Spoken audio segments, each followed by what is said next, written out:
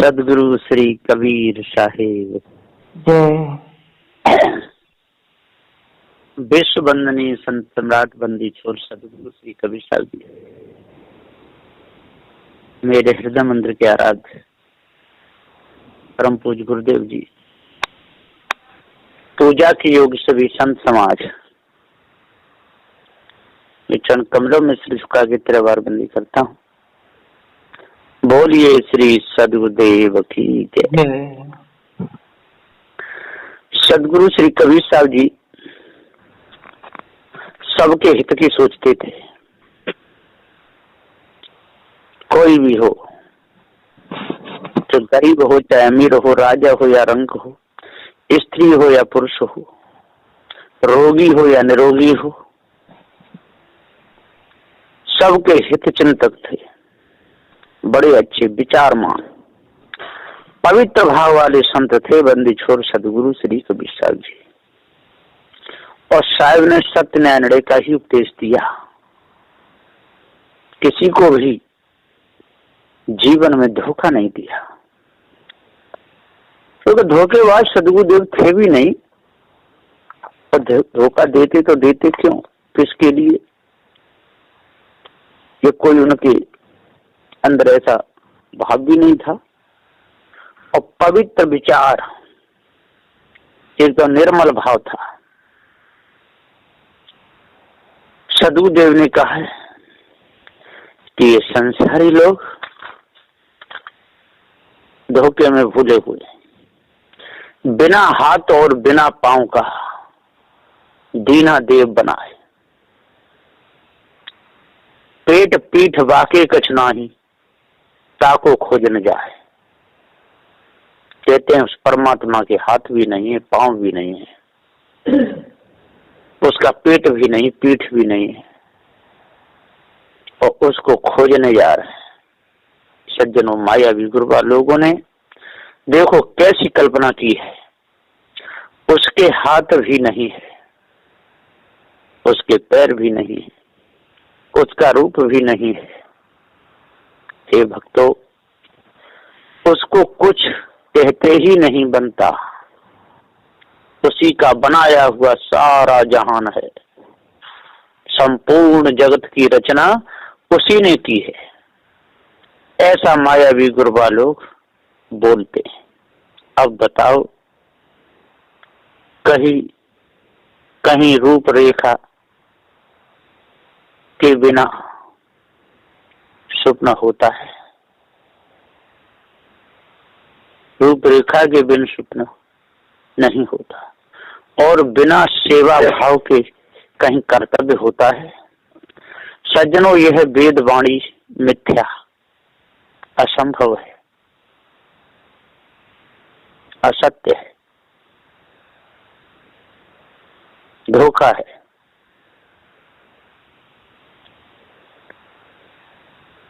सदगुरुदेव जी पुकार कहते हैं,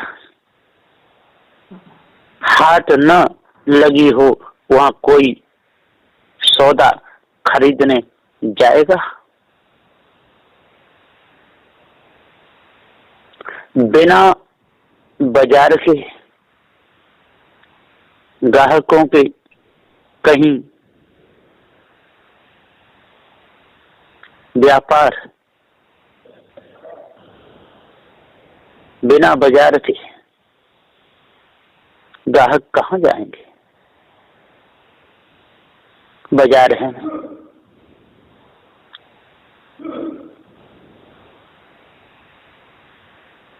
बिना खाते के, बिना कलम के कहीं ब्याई लेखा होगा?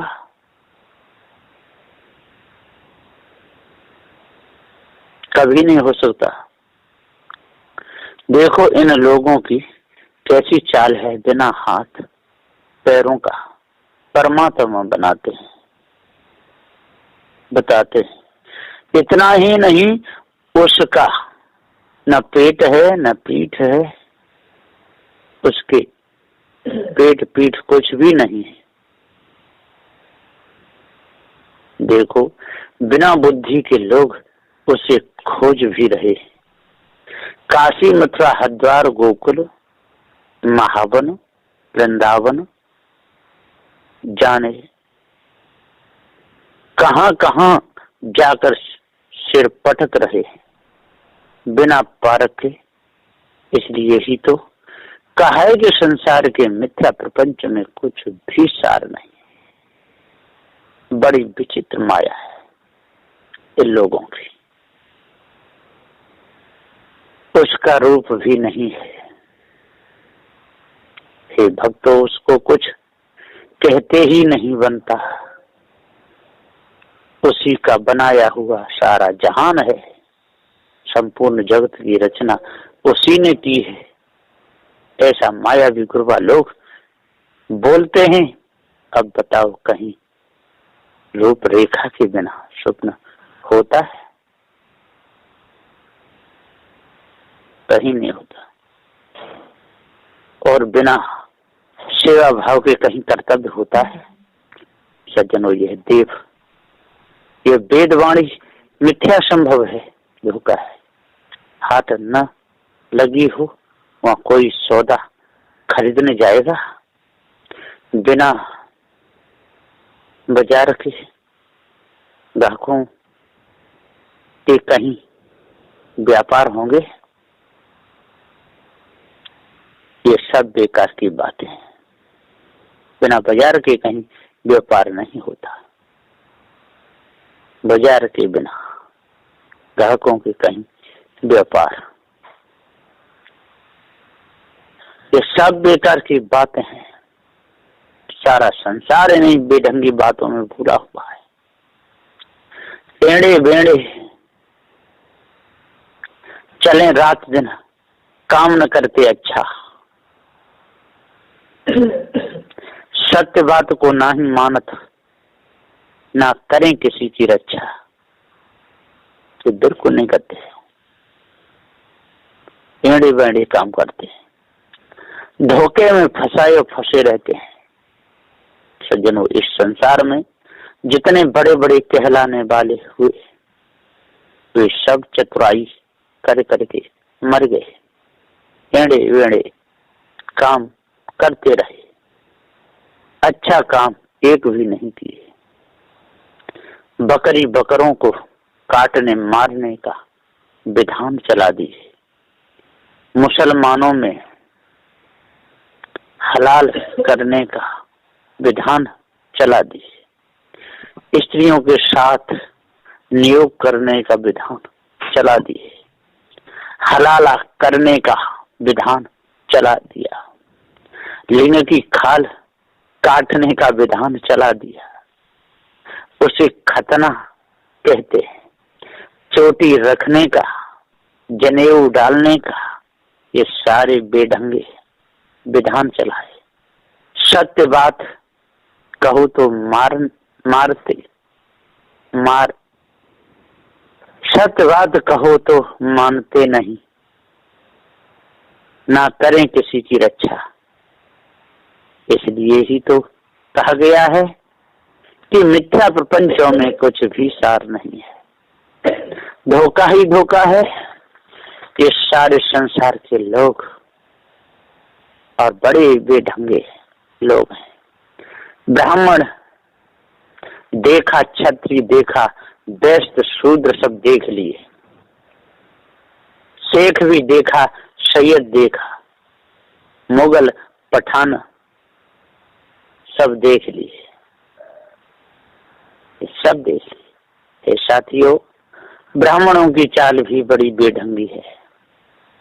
स्वयं धोखे में फंसे हैं, दूसरों को भी फंसा रहे हैं। न निकलते न निकलने देते। ईंटें डेल पत्थरों की पूजा में वीरान हो रहे, अर्थात इस ब्रह्म परमात्मा की कल्पना में भूल रहे हैं। मित्रों, क्षत्रियों की भी बड़ी बेढंगी चाल है। मारना, काटना, सताना, दुखाना, जंगली जानवरों को मार देना, शराब पीकर लड़ना, झगड़ना, काटना, पीटना। कहते हैं कि लड़ना, झगड़ना, मारना, पीटना मारना पीटना, शिकार खेलना, यही तो हमारा धर्म है। लड़ना झगड़ना, मारना पीटना।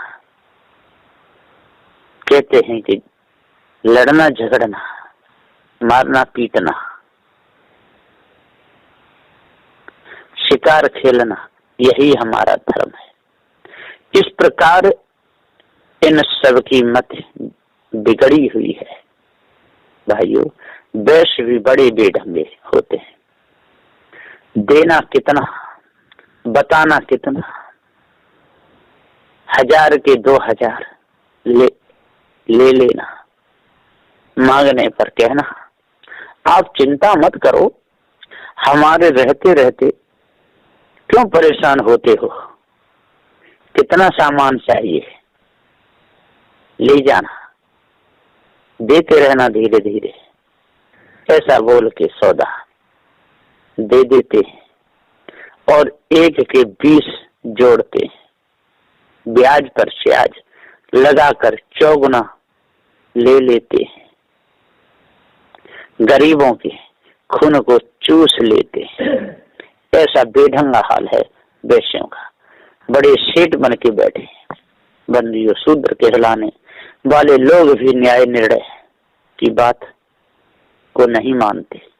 उन्हीं लोगों की गुलामी में पूरा जीवन निकाल देते हैं। चोरी भी करते हैं, हिंसा भी करते हैं। मालिकों के यहाँ से चोरी करके भाग भी जाते हैं। मुर्दाओं के मांस को भी खा जाते हैं, बकराओं को भी काटते हैं। कसाई बन के बैठे, खटीक बन के बैठे, ढीमर बन के बैठे। ये भी लोग बड़ी मक्कारी देते हैं। इसलिए ही तो कहा है कि साधु 4 वर्ण से न्यारा। जो इस भ्रम भूल कल्पना से न्यारा हो जाता है, जो इन सारे धोखे की बातों को जो त्याग देता है, कभी भी धोखे में न फंसता न फंसाता, वही तो साधु है। और वही तो भक्त है जो चेतन पूजा को जाने और मिथ्या कल्पना से न्यारा रहे। धोखे में न किसी को डाले, न स्वयं धोखे में आवे। जीव अमर है सुनो मरे ना भाई, गुरुदेव ने बात बताई है। अजर अमर अविनाशी चेतन सदगुरु दिए बताई, दिए जनाई। सदगुरुदेव ने ये पूरी बात जना दी,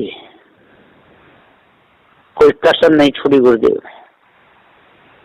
अब कसर है तो हमारे अंदर है, क्योंकि हम सत्य न्याय पर चलते नहीं।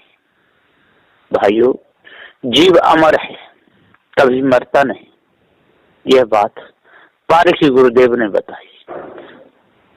और तो जो गुरु बने बैठे वे भ्रमाते भुलाते रहते। मित्रों, समझ लो ये चेतन जीव अजर अमर अविनाशी है। इस जीव को चेतन कहते हैं, अविनाशी कहते हैं। सदगुरु श्री कबीर साहिब जी ने और वर्तमान में पारखी संतों ने कोई कसर नहीं छोड़ी, फिर भी किसी समझ में नहीं आवे, फिर भी किसी के समझ में बात नहीं आवे, तो इसमें सदगुरुदेव क्या कर सकते हैं? फिर भी किसी के समझ में बात ना आवे तो इसमें क्या करेंगे सदगुरुदेव? कसर उसी की मानी जाएगी, गुरु जी का कोई दोष नहीं है। गुरु जी ने तो पूरी बात बता दी। अब समझना या ना समझना हमारे ऊपर है। पारखी संत बड़े दयालु हैं, दया करके सारी बात बता देते हैं, जड़ चेतन का पूरा भेद खोल देते हैं। सदगुरु देव ने कहा है, सार शब्द निर्णय को नामा, जाते हुए जीव को काम। सार शब्द ही निर्णय का नामा है, निर्णय होता है सार शब्द से। जाते हुए जीव को काम, और शब्दों से जीव का काम नहीं हो सकता, ऐसा जानिए न्याय के साथ। जब न्याय के साथ यदि ऐसा जानोगे तब पूर्ण शांति मिलेगी, और नहीं तो भटका खाना ही पड़ेगा। खुद करते हैं खोटे काम और को ज्ञान सिखाते हैं, खुद करते हैं भद्दे काम और को दोष लगाते हैं। मित्रों, इस संसार में खोटे काम करने वालों की कोई कमी नहीं है। खोटे काम स्वयं करते हैं, दूसरों को दोष लगाते हैं, दूसरों को दोष लगा देते हैं। कमी नहीं, कमी नहीं है, खोटे काम स्वयं करते हैं, दूसरों को दोष लगाते हैं। कोई कमी नहीं, खोटे काम स्वयं करते हैं, दुर्दशा कर देते हैं दूसरे लोगों की। स्वयं खोटे कर्मों को छोड़ते नहीं, बड़े ज्ञानी बन के बैठ जाते हैं, दूसरों को ज्ञान बताने लग जाते हैं। इतना ही नहीं सज्जनों, दो लगने पर, दाव लगने पर दूसरे को दोष भी लगा देते हैं, मानते नहीं, जरा भी विचार नहीं करते, क्योंकि विचार करने का उनके पास समय है ही नहीं, इतने बिजी हैं। सज्जनों, विषय वासना और भ्रम भूल कल्पना का ये जीव दास बन गया है।